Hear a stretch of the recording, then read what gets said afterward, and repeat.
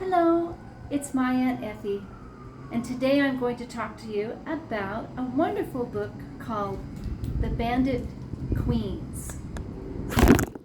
The Bandit Queens, was written by a woman named Parini Sharaf.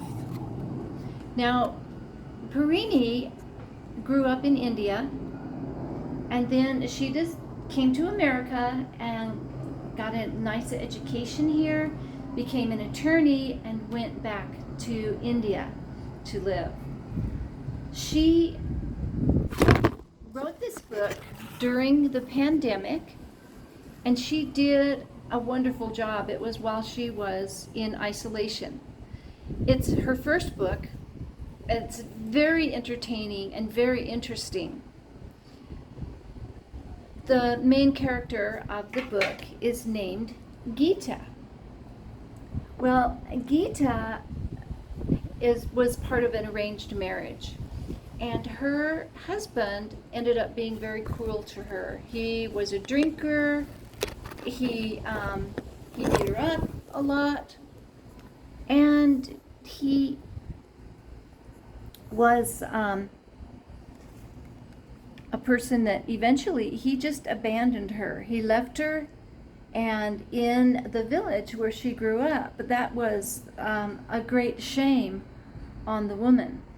In fact, the laws that regulate women in this book were so shocking and cruel. And I also couldn't believe the way the women treated one another. They're already getting the short end of the stick by how the government and the laws treat them, but then they perpetuate it and support it among themselves. It was quite eye-opening for me. So Geeta's husband abandons her, and because of the superstitions and the customs in that remote village, Geeta is looked at as a chula, which is kind of like a witch. There is a belief that maybe that she actually killed him, and so she is treated like a really evil person who does bad things and who could hurt children, make horrible things happen to you, like by putting curses on you. She's just ostracized horribly. And in fact, when her husband left in the beginning and she was first being treated like this, her parents were already dead, but she went to her aunt's house hoping to find just some love and support and affection.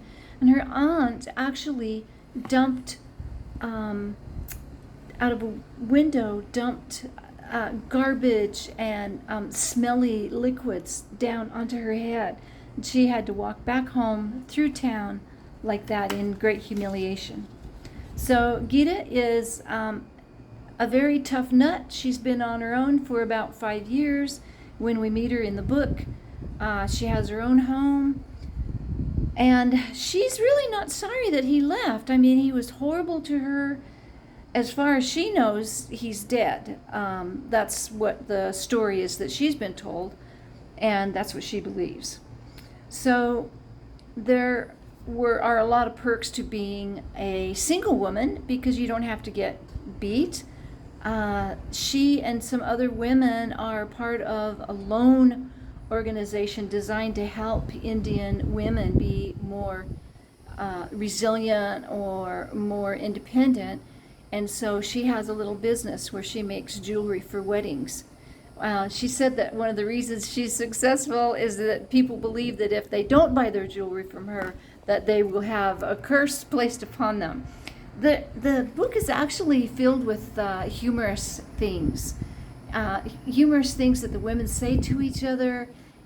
There is a feeling that the women are mean to each other. They say mean things to each other, but they also are saying funny things in the same sentence where they're saying something mean. And I don't think that's just my American interpretation. I think that was intended to be how the people speak to one another in that village. at least the women in that group.